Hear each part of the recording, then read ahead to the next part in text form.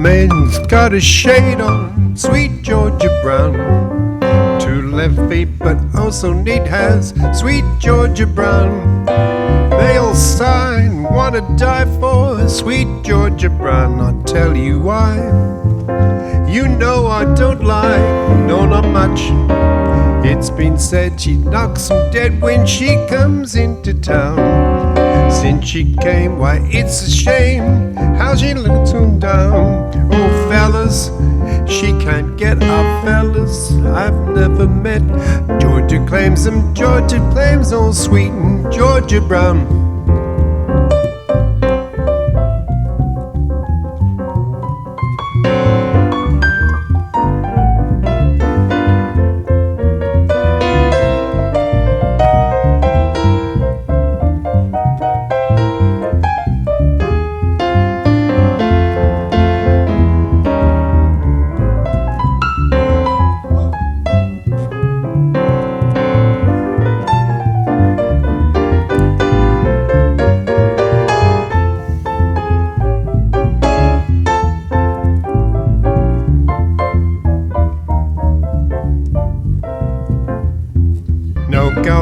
It's got a shade on sweet Georgia Brown.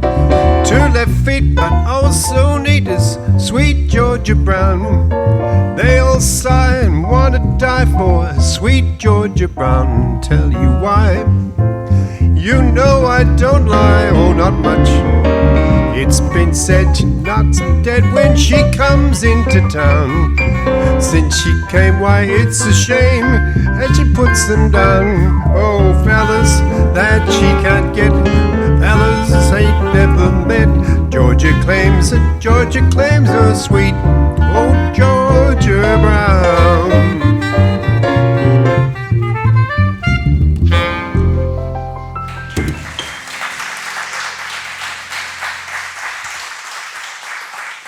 All right, we're now going to go on to probably one of Louis Armstrong's greatest hits, which is Hello, Dolly.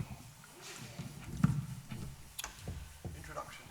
A 1, 2, a 1, 2, 3, 4.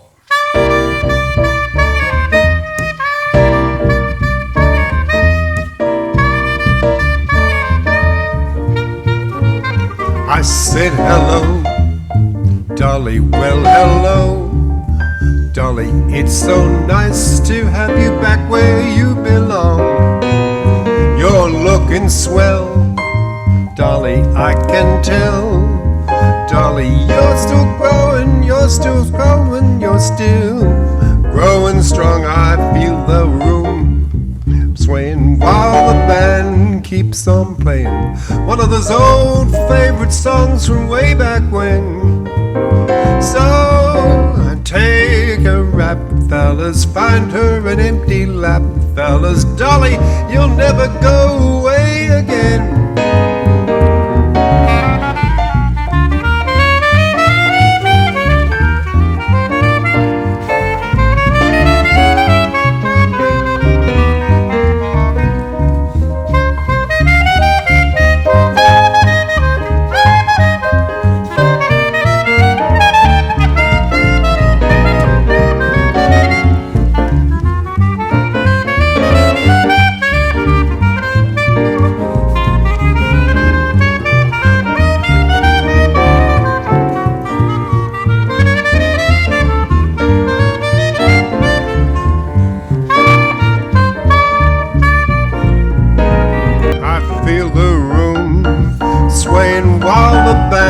Keeps on playing one of those old favorite songs from way back when. So, golly gee, fella, find her an empty knee, fellas. Dolly, never go away, never, never go away. Oh, Dolly, don't go away again.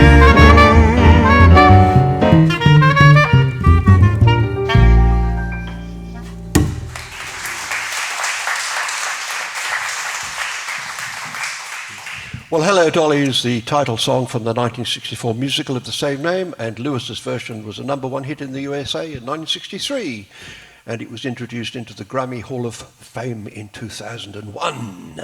Okay. Now, Louis Armstrong was a wonderful, warm-hearted, loved man, a very unaffected man. Although he was sometimes accused of selling out to commercialism by playing the role of the clown. In other words, they thought he might be a latter-day Uncle Tom. Nevertheless, when he went to Africa, the Africans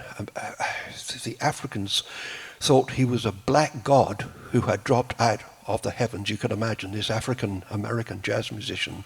He actually played a concert in Accra in Ghana in 1956. It was a big moment. He also encountered racism. He refused to play a concert in New Orleans, the city of his birth, because they would not let him have a white trombonist in the band. That was Jack Teagarden. He refused to play. He tried to set up another concert for just African Americans, but they stopped that. He vowed never to go back to New Orleans, and he said, I don't want to be buried there. In fact, he was buried in New York, but he did, in fact, eventually go back. All right, now I need a rest. I'm exhausted. I've been up since 10 o'clock this morning. So John and Tony are going to play another one of his wonderful hits, A Wonderful World.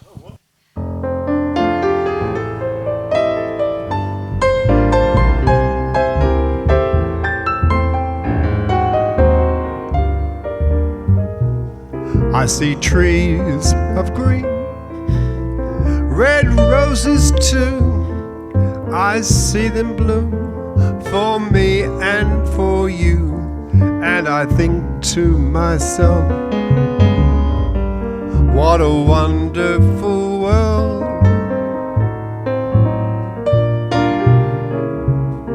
I see skies of blue and clouds of white, the bright blessed days and the dark sacred nights, and I say to myself, what a wonderful world.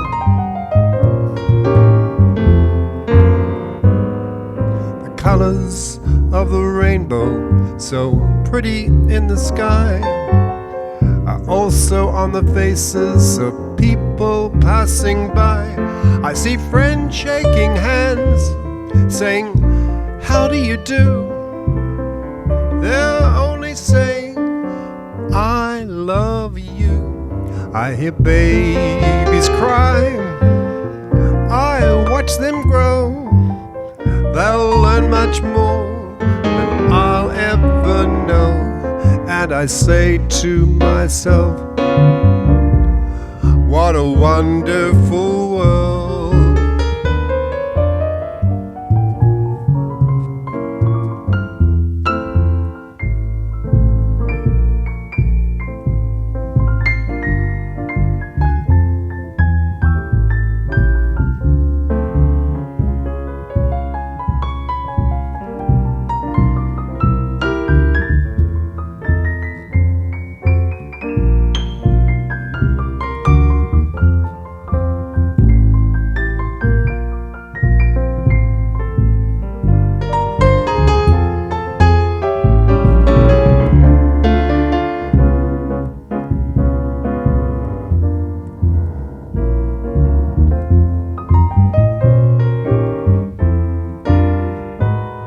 The colors of the rainbow, so pretty in the sky, are also on the faces of people passing by. I see friends shaking hands, saying, how do you do? They're only saying, I love you. I hear babies cry, I watch them grow. They'll learn much more than I'll ever know. And I say to myself, what a wonderful world. And I say to myself, what a wonderful world. Oh yeah.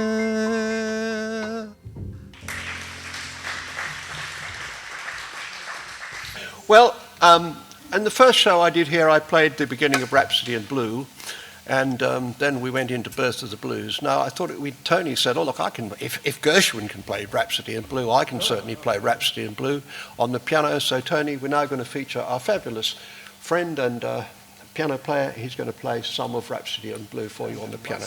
Okay? The maestro. Off you go.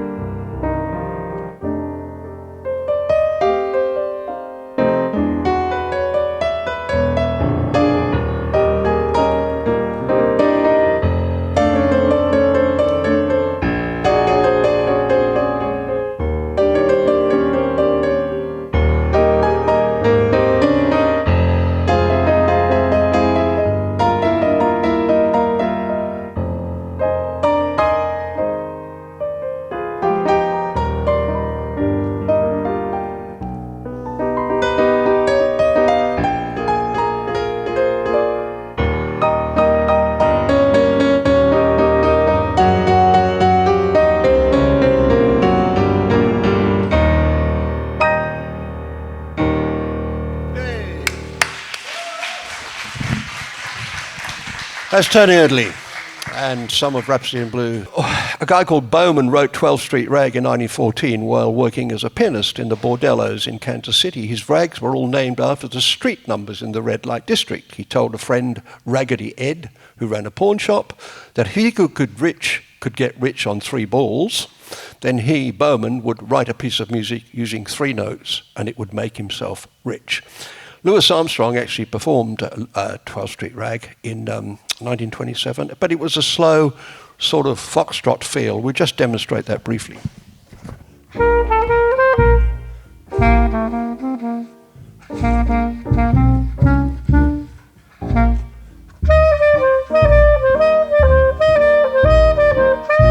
So see, it was a fairly pedestrian sort of tempo, even with the wonderful Louis Armstrong playing. However, the real success story was much faster in the recording in 1948 by Pee Wee Hunt, and that sold over 3 million copies. And ironically, this was also described as a foxtrot. Now I'm going to do something interesting when we play the doo-whacker section on the clarinet. 1, 2, 3, go.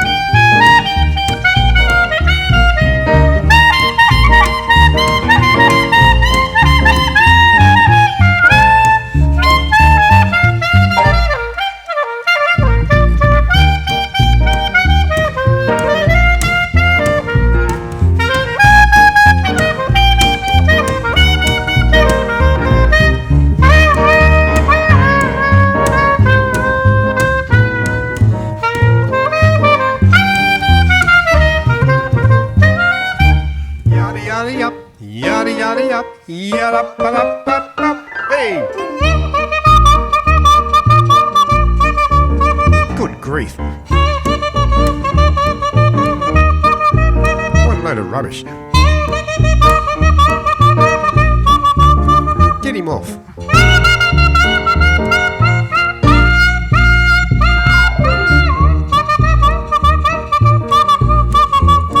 Kill it. Heavens above.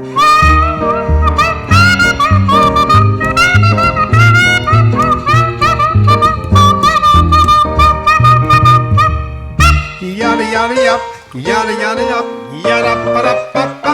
Hey!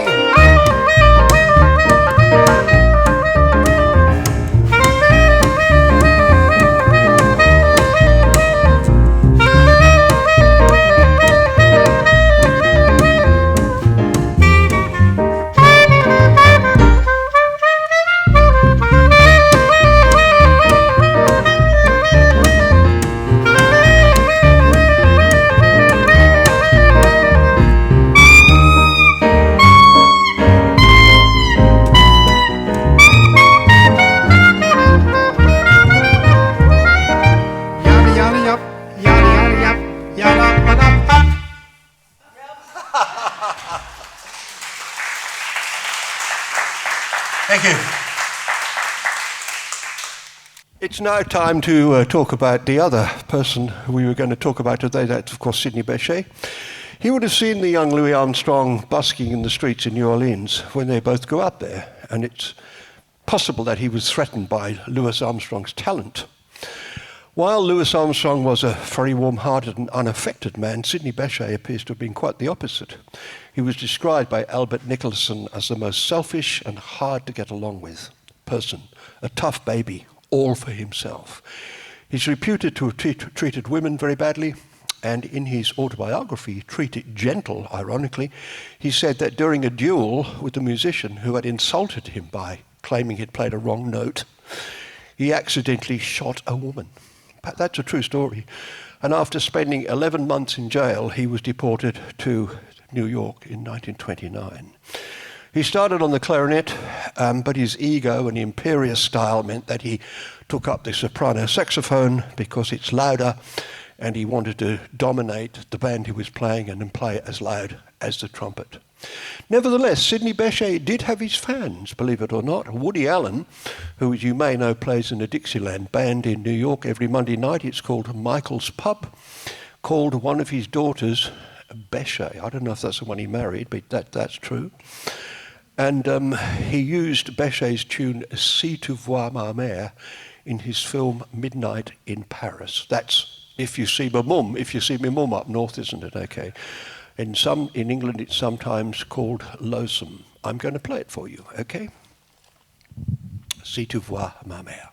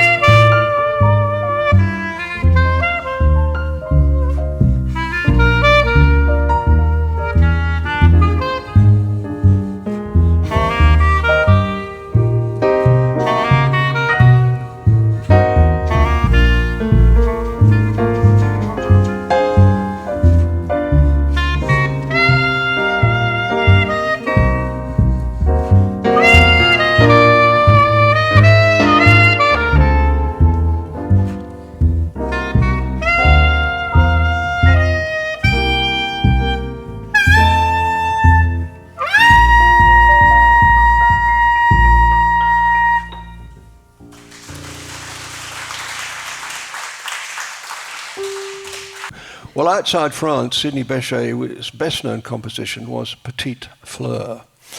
And after he recorded it in 1959, after he'd recorded it, it was recorded again in 1959 by Monty Sunshine with the Chris Barber Band, and it sold 1 million copies in the UK, and it went to number 4 on Hit Parade. It was also a hit in USA and in Germany. I played with Monty Sunshine in a pub in Dover, and while we were playing, a bit fell off his clarinet, and I picked it up and I said, "Is this yours?" He didn't seem to know what it was. Didn't seem to make a lot of difference. So we will play Petite Fleur.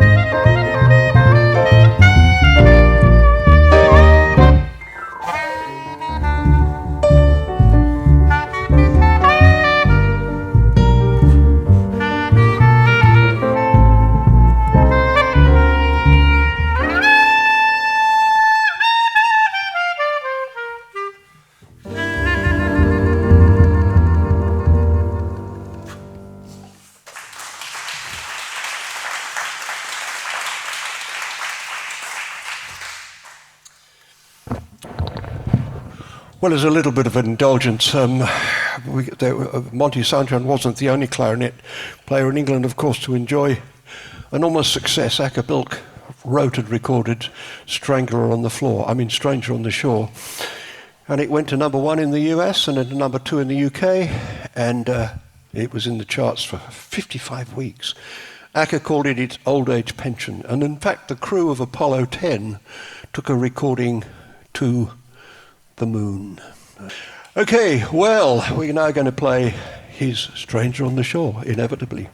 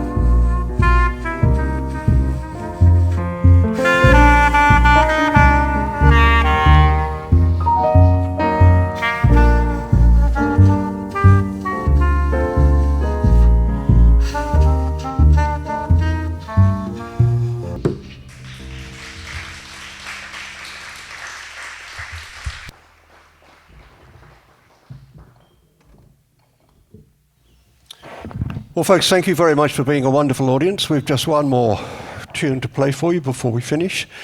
And it's probably appropriate that I play that on the soprano saxophone, since we've been talking about Sidney Bechet. And believe it or not, his best known hit actually in France was not Petite Fleur, it was Les Oignons, or onions, okay? Enough to make you cry, isn't it, really, anyway? So we're going to play Les Oignons, and John is going to encourage you to shout Les Oignons, or onions. You can either shout Les Oignons if you are a Francophile, or if you prefer to just say onion, you can do that too.